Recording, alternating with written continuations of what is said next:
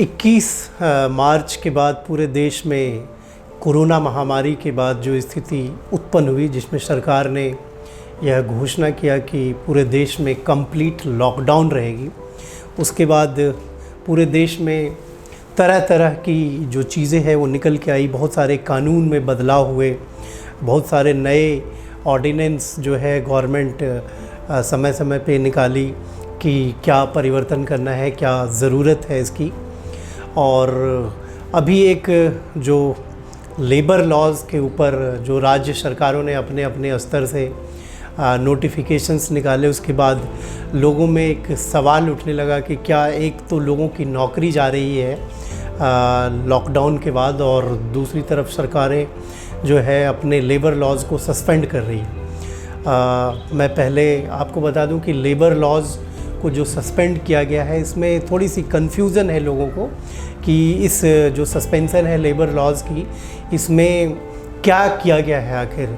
तो government of Uttar Pradesh ने जो अपने लेबर लॉज़ को सस्पेंड किया है, उसमें उन्होंने ये कहा है कि 3 साल तक जो लेबर लॉज़ के जो राइट्स थे लेबर्स के, उनको सस्पेंड किया गया। बहुत सारे उनके जो अधिकार हैं, फैक्ट्रीज़ को कुछ स्वतंत्रता दी गई है कि वो काम किस तरीके से करेंगे, अपने एम्प्लॉयज़ के डेटाज वो डिजिटली रिकॉर्ड करेंगे, सारे सैलरी जो भी है वर्कर्स के वो ऑनलाइन देंगे। अब बात ये रही कि आखिर इस लेबर लॉज से किसको नुकसान होगा और किसको फ़ायदा होगा।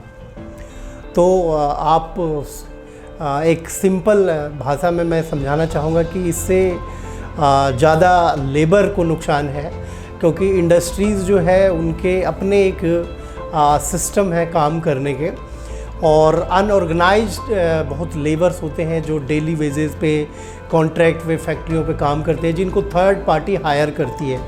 मतलब कि वो किसी फैक्ट्री में काम करते हैं तो अपॉइंटमेंट कोई और कंपनी देती है, काम कहीं और करते हैं, इस तरीके की चीज़ें होती है। तो कंपनीज़ और जो उनके कॉन्ट्रैक्टर्स हैं, जिस कॉन्ट्रैक्टर के माध्यम से वो लेबर्स को हायर करते हैं, वहाँ पे ये कड़ी टूटेगी। वहाँ ऐसे टूटेगी कि लेबर को जो सैलरीज़ मिलनी है कंपनी से, वो सैलरीज़ पूरी नहीं मिलेगी।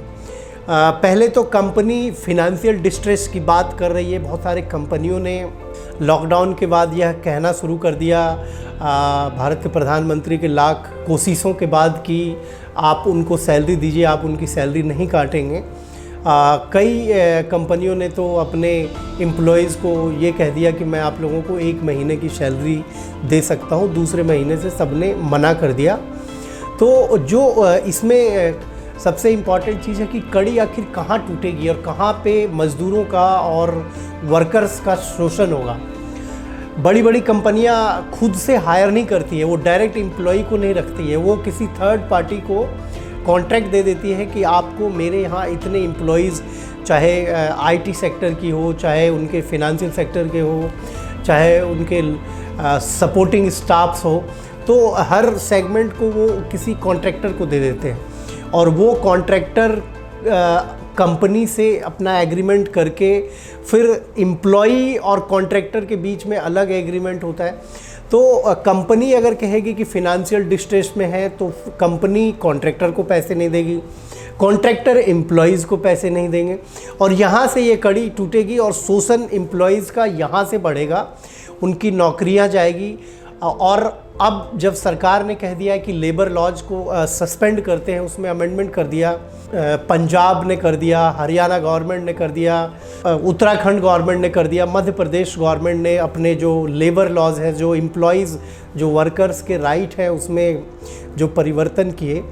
अनऑर्गेनाइज सेक्टर से लेके ऑर्गेनाइज सेक्टर दोनों में जो काम करते हैं, जो वर्कर्स होते हैं, उनका जो शोषण बड़ी कंपनियों के द्वारा अब होगा। वो पहले तो शोषण ये होता था कि कॉन्ट्रैक्ट पे कोई और कंपनी रखती थी और उनके साथ डिस्प्यूट होता था। अब ये फिनेंशियल डिस्ट्रेस का एक बहाना लेकर वो पहले से ही इतने प्रिपेयर्ड रहेंगे कि एम्प्लॉयज़ जब सोचेगा कि हमें कुछ करना है, उसके पहले ही वो अपने पूरे डॉक्यूमेंटेशन, क्योंकि बहुत छोटे स्तर पे लोग काम करते हैं, जिनकी सैलरी 15,000 20,000 से लेके यहाँ तक कि 10,000 भी होती है। ऐसे लोग एक तो 3 महीने की इस लॉकडाउन में उनकी फिनेंशियल स्टेटस इतनी ख़राब हो गई है कि वो अपने लीगल राइट्स को प्रोटेक्ट भी नहीं कर पाएंगे। और जब वो कंपनीज़ के पास जाएंगे, जब वो कहेंगे कि मुझे आप सैलरी दीजिए, कंपनी वाले कहेंगे मैं तो फिनेंशियल डिस्ट्रेस में हूँ, मैं आपको सैलरी कैसे दूँ।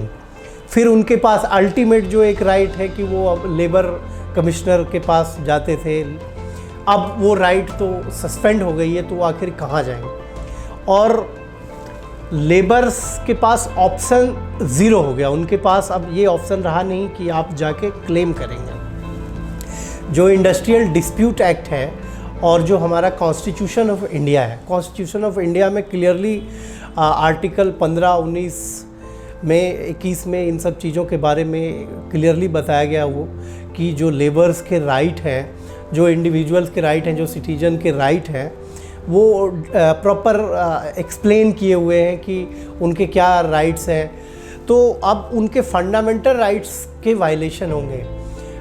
एक तरफ तो उनके जो workman compensation act, industrial dispute act, जो मिनिमम वेजेस एक्ट, जो लॉज थे जो उनको प्रोटेक्शन दे रहे थे, वो लॉज अब सस्पेंडेड हैं। तो उनके पास ऑप्शन कम है कि वो, क्योंकि हायर कोर्ट्स जाने की क्षमता उनमें नहीं होगी और वो एक फिनेंशियल डिस्ट्रेस कंपनी कह के उनका शोषण डायरेक्टली करेगी। उत्तर प्रदेश गवर्नमेंट ने जो डिसीजन लिया उसके बाद यह मामला बहुत ज़्यादा सुर्खियों में आया। बाकी स्टेट ने भी इसको साइलेंटली किया, जो चर्चा में उतनी नहीं आ पाई जितनी आनी चाहिए, लेकिन उत्तर प्रदेश गवर्नमेंट के डिसीजन के बाद जो है यह चर्चा में आ गया। इसलिए कि उत्तर प्रदेश के कुछ ज़िले इंडस्ट्रियल हब्स हैं और इन इंडस्ट्रियल हब्स में बड़े लेवल में आईटी कंपनीज़ हैं, मैन्युफैक्चरिंग कंपनीज़ हैं, रियल एस्टेट कंपनीज़ हैं जिनके अपने प्रोडक्शन यूनिट और इस्टेब्लिशमेंट है। अब बात ये रही कि इतनी बड़ी अगर परिवर्तन हो गई इस लॉ में, तो उनको क्या राइट्स सरकार को देने चाहिए जो उनके राइट्स प्रोटेक्ट हो। और इस चीज़ की एक हमेशा पैनिक अब उनके दिमाग में रहेगा कि अभी तक बहुत लोगों को समझ में नहीं आ रहा है कि इससे उनका नुकसान किस तरीके से होगा।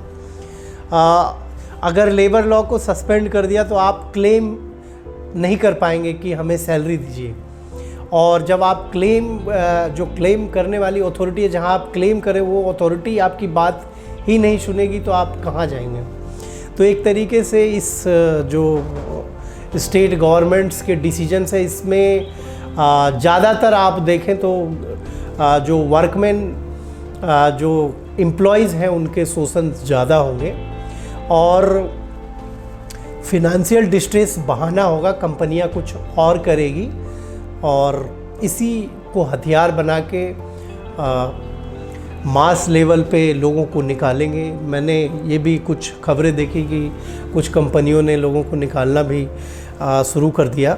गवर्नमेंट जो ये डिसीजन ली, ये मुझे लगता है कि कहीं ना कहीं एक बार सरकार को सोचना चाहिए कि इससे जो उनके फंडामेंटल राइट्स हैं उनका वायलेशन ना हो। धन्यवाद।